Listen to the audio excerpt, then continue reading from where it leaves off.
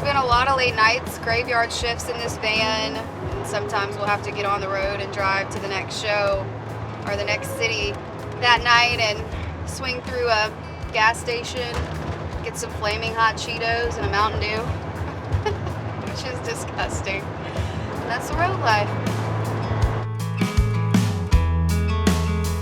I'm from a small town in Iowa, Shueyville, Iowa. My house was in the middle of a cornfield growing up. I'm the oldest of 6. I remember growing up, we would always go to church together on Sundays, and then we would go to my grandpa's house, and he'd always be sitting on a bar stool, chain smoking cigarettes, drinking Schlitz beer. He started a sod farm, ran that through the 60s, 70s, 80s. So I come very much from a family of entrepreneurs and hard workers. We love hard, we pray hard, we drink hard.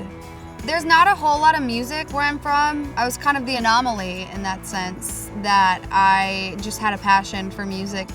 I just had this weird inkling to do music and to do country music, and I was the first to go for it. I moved to Nashville when I was 17. One of the first places that I played when I moved to town was Richard's Cafe in Whites Creek, Tennessee. Flash forward 10, 12 years later, and I'm going back in and asking Richard for a job, waiting tables.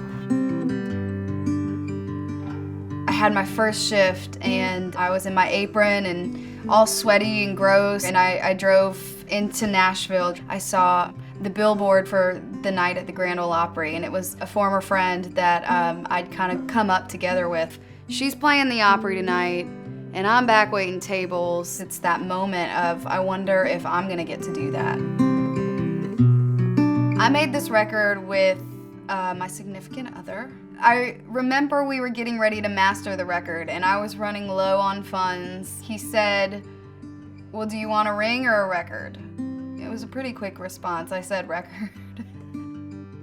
I had no management, no label, no publicist. I really didn't have much of a team.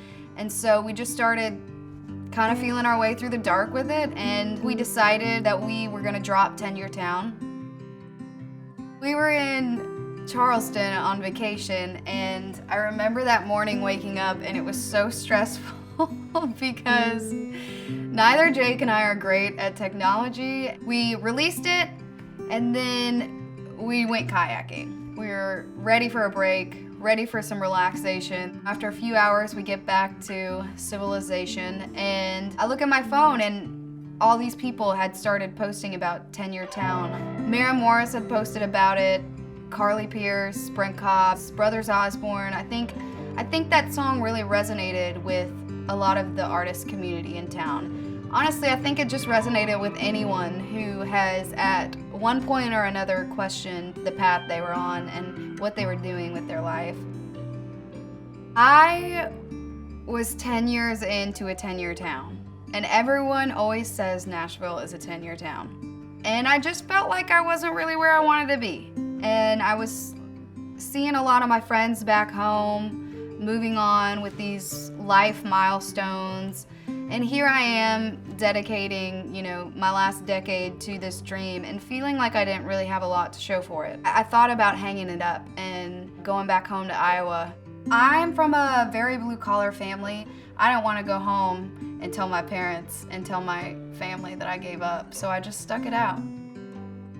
I came here knowing who I was and knowing what I wanted to do, and the longer I was here, I felt myself getting a little more watered down. I got to this point where I just kind of said F it, and I just decided if I'm gonna be here, it has to be worth it to me. This record, just the making of it and the process of it and releasing it has really showed me who I am again. After 10 Year Town, a lot of meetings started happening. I really started building that team, and I aligned with Cappy and Matt Graham, who are just great managers. I started my own record label, Pegasus Records, and then we partnered with Big Loud and Songs and Daughters. I feel like that record really showcases a lot of who I am, where I come from, where I'm going, where I've been. I want my records to be timeless. I want them to outlive me.